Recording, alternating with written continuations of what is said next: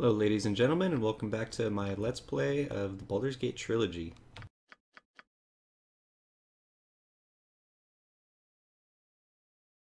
So here you see me setting up a contingency, so if I get crowd controlled for whatever reason, my character will go invisible via the improved invisibility spell. That's one of the best ones that I've come across. I'm trying to think of others that would be better than that, but I can't really.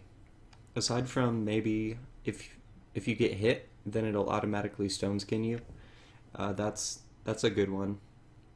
The only downside is that it occasionally will pop if you get hit by spell damage, even though your previous stone skin is still going.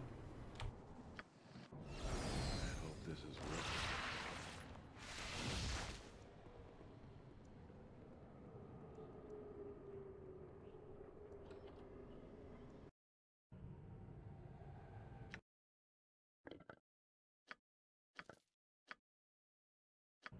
Yeah, I'll see to it.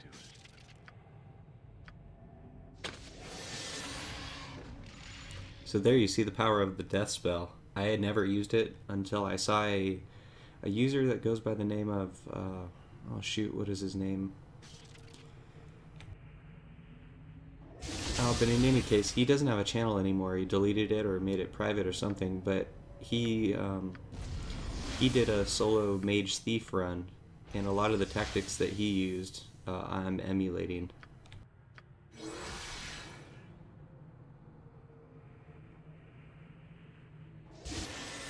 And I had no idea how good the death spell was until I had seen him use it.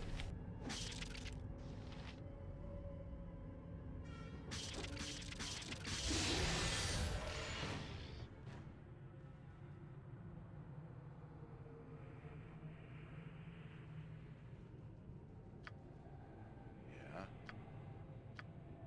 We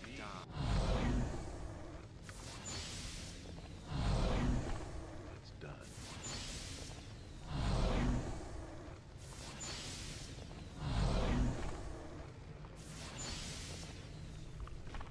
So what I'm doing right here is a mistake. I thought for sure that the spiders would leave this chamber and come out to try to bother me. As you can see, that is not the case. They just sit in there. Must be done. It's probably best left to me.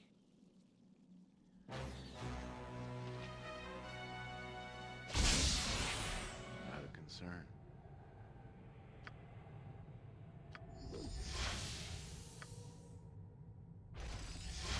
I hope this is worth it.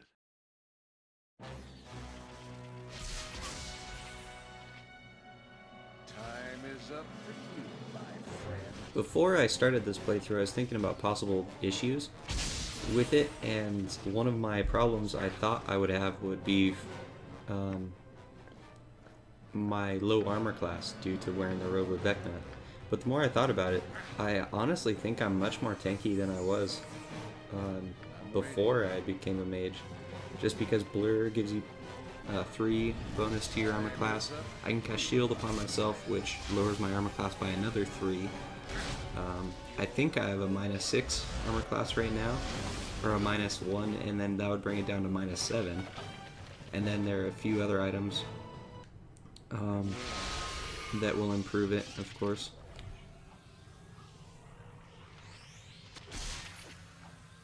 Scream! Scream for mercy! Then once I get the Ring of Gax, I start wearing the Vylor's helm. There's a lot of stuff that's really going to buff up my armor class. It's going to be just as good, if not better, than if you were a solo fighter, like a single class fighter.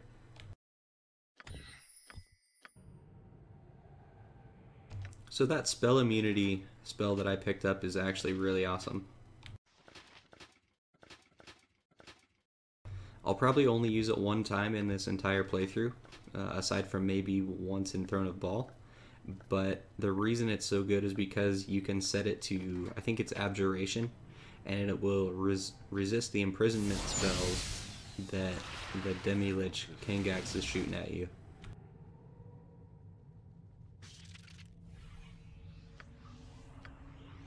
My spell is ruined. There, I got poisoned and my spell failed, so I was like, ah, forget it. I don't feel like dealing with it.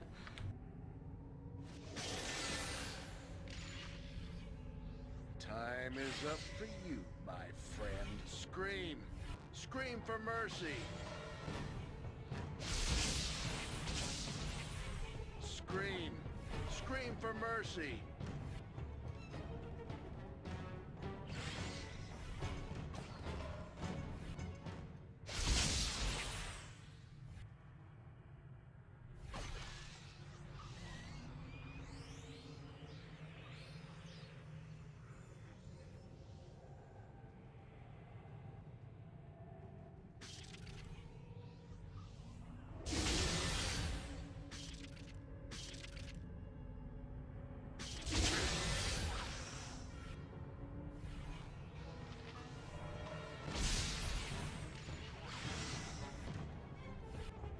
Let's do this, quick and pain.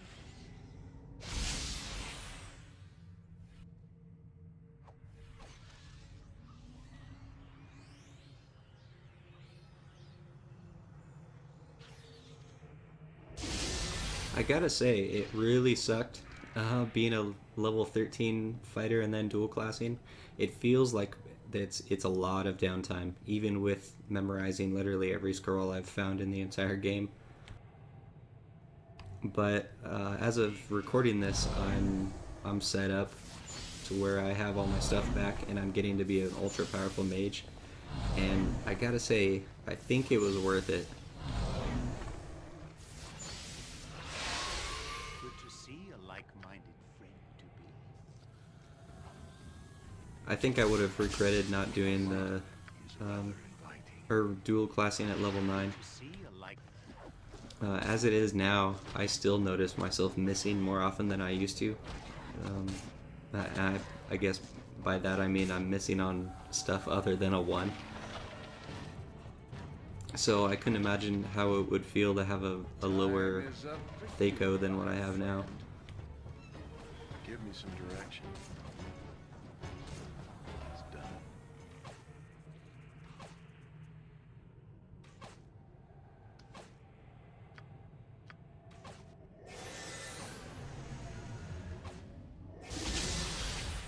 So this guy was like invisible for some reason. I can't for the life of me figure out why. Thank goodness I had the AoE. If I was a single class fighter with no form of AoE, I would have been screwed.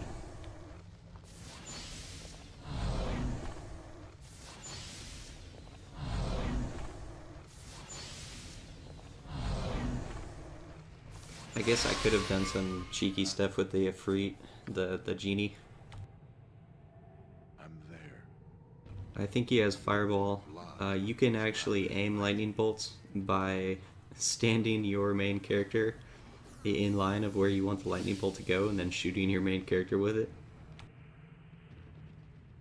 I hope I don't have to resort to that tactic, but maybe I'll use lightning bolts just to show that. Give me some if it must be done.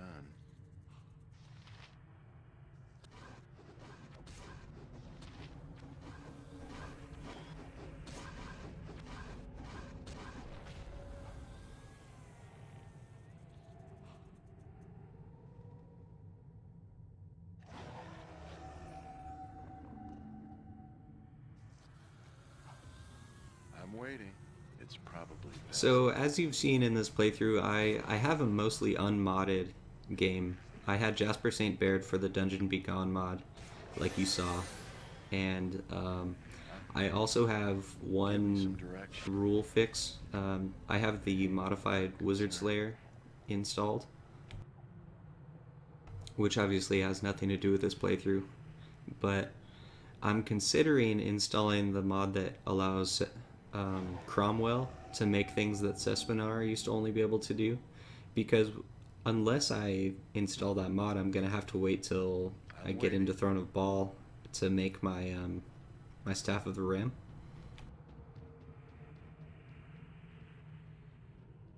Yeah, Right now, to be honest, I don't care that much because I have the Staff of the Magi, and I feel pretty, pretty set up.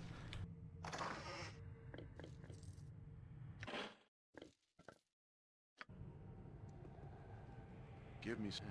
I'll see to it.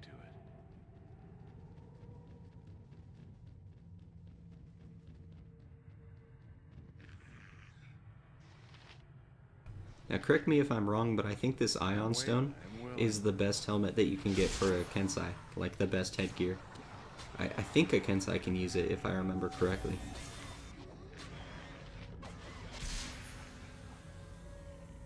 But anyway, it gives you an extra 10 health. I think it gives you a bonus to your Thaco and something else. Like maybe +1 to your armor class.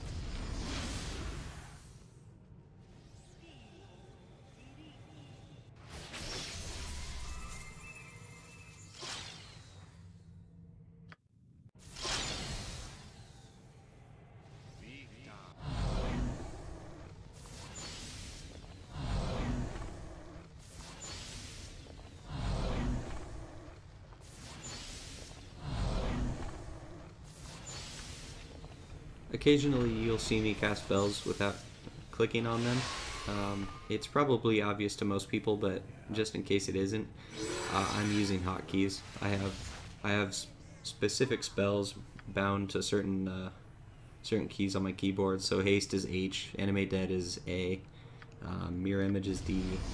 I don't remember everything else that I have set up, but those are the ones that I use often.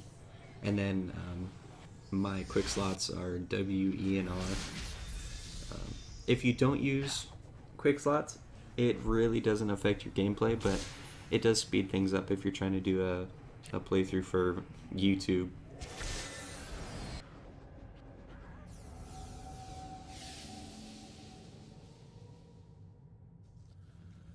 So I remember in the past, that vampire right there has given me a lot of problems, Tenova.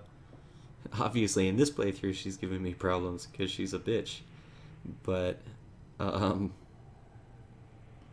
yeah, that can sometimes be a hard fight.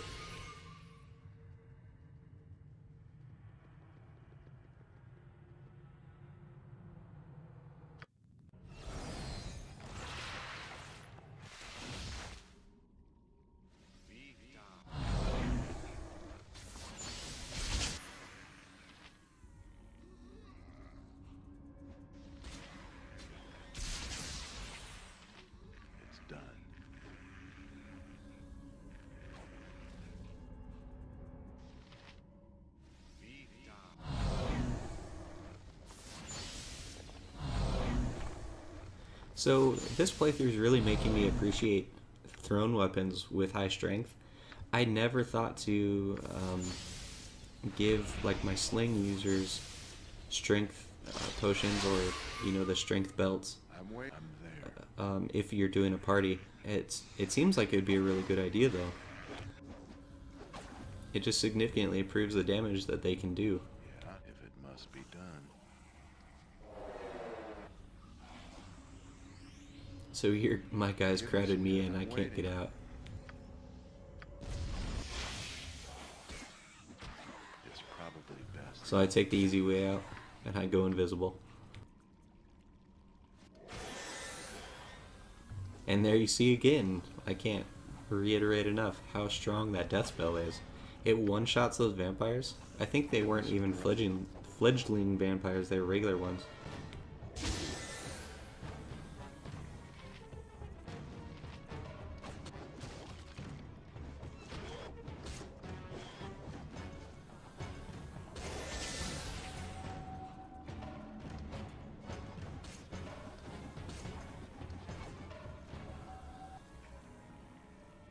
It seems to me, due to the strength bonuses to ranged weapons, unless you're an archer with, archery specific bonuses, it makes much more sense, instead of having an archer in your party, to have, say, a Kensai with axes or daggers proficiencies, like Grandmaster him, and he can just run around and throw daggers and axes.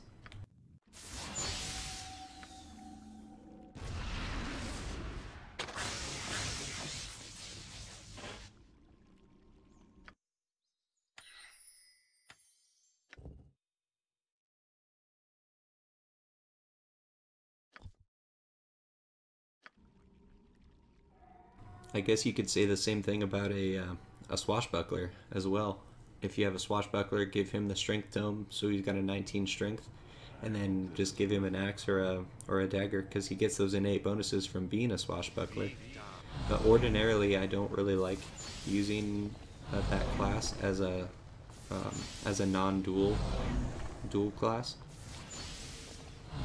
But I think it honestly might be good.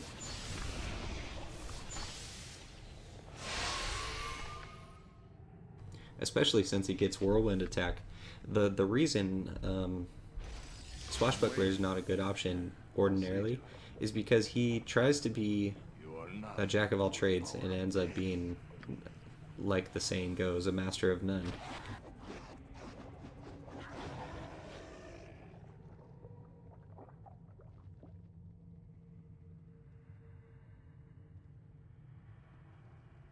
But instead of trying to be up in the thick of things, it might be awesome to have a swashbuckler as a ranged character. I'm willing.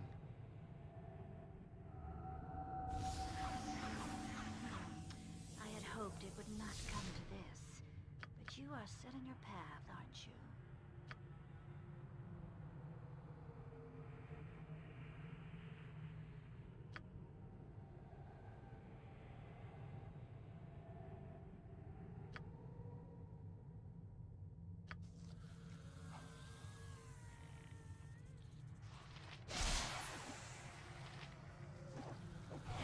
If I had to pick one class to play in Baldur's Gate for forever, it would have to be Thieves. I think the Thieves are the most fun. They have all the utility of all the other classes built into their kit, be it from AoE from the high level traps or even the regular traps allow you to do a lot of interesting things. The Swashbuckler in particular is a competent fighter. You can wear really good armor, you get use any item, which allows you to use all the scrolls that you find.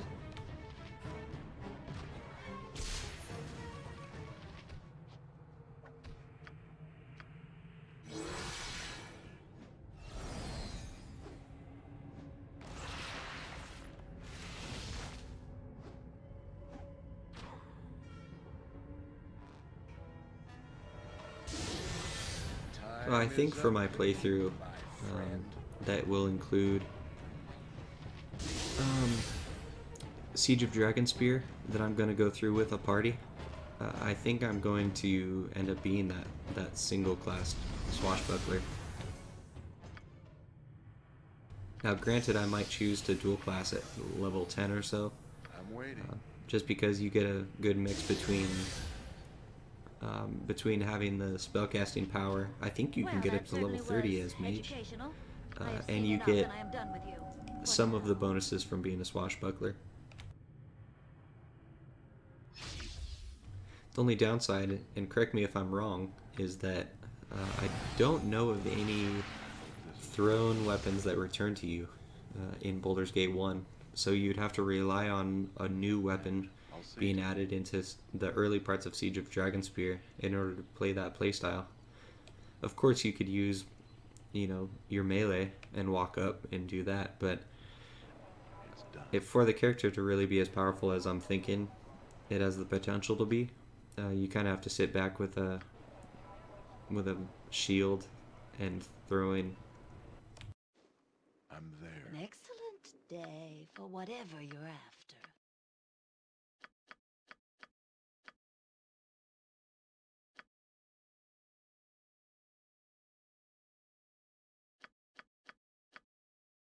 It would be really awesome to be able to use a weapon in your offhand that gives you an extra attack per round and still use your thrown weapon and get that bonus.